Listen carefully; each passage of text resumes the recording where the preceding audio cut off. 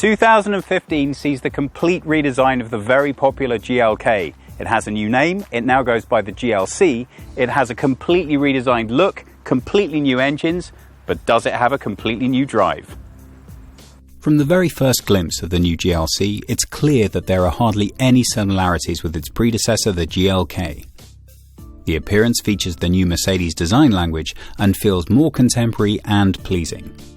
The three-dimensional grille with double blade and centrally located Mercedes star and the headlights, which are available in all LED technology, underline the new face of the Mercedes SUV.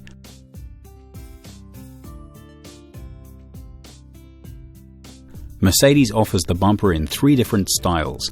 Besides the standard, there's a decidedly sporty AMG version and an off-roader which allows for increased clearance over challenging terrain. Compared to the GLK, the wheelbase of the GLC has grown by about 12 centimeters, giving the car's design more room to develop.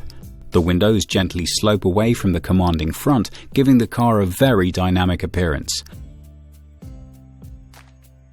The character at the rear of the vehicle is determined by well-shaped shoulders and a very precise horizontal connection between the split LED tail lights. The dynamic appearance of the car is reinforced by the drive. Our GLC is fast to drive and easily hides imperfections in the road, especially while driving on the highway. This SUV has real cruising quality. The slightly elevated seating position, the low noise level, and good road holding make for a very relaxing test driving experience. But even at speed, you always feel in safe hands. There's almost no unwanted movement anywhere, and even with a sportier driving style, you hardly notice that you're not sitting in a limousine. One reason for this is the new optional multi-chamber air suspension, air body control, and advanced driving dynamics program, Dynamic Select, all of which are featured in our test car. The new engines of the GLC promise a reduction in consumption of up to 19% compared to its predecessor, and this while producing more power.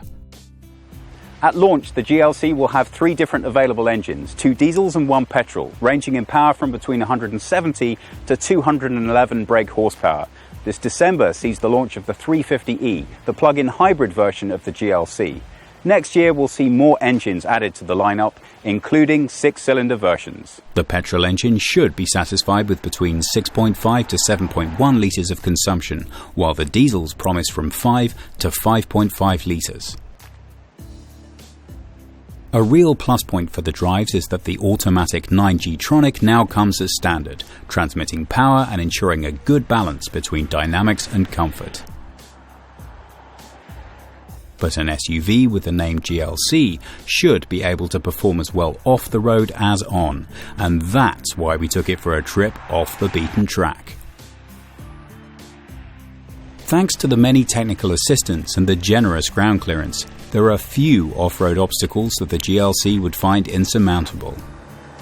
However, it does raise the question, would the owner of a mid-sized luxury SUV like the GLC ever really put it through such an arduous test? Despite all the good features, what would be the point of a luxury SUV if it didn't shine in the interior?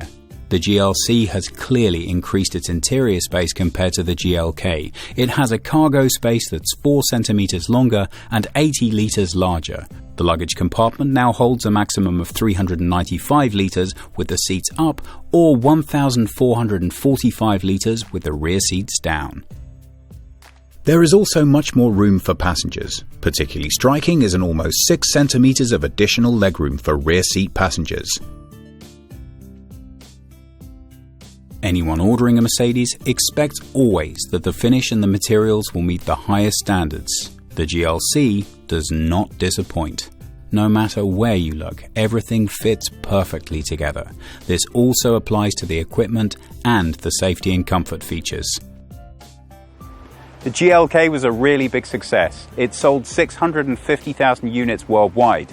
The GLC is lighter, it's more efficient, and yet it has more space right throughout the vehicle. And with the 9G-tronic gearbox, different available drive modes to select, multi-air chamber suspension system, and the permanent four-wheel drive 4Matic system, it's really good fun to drive, both on-road and off.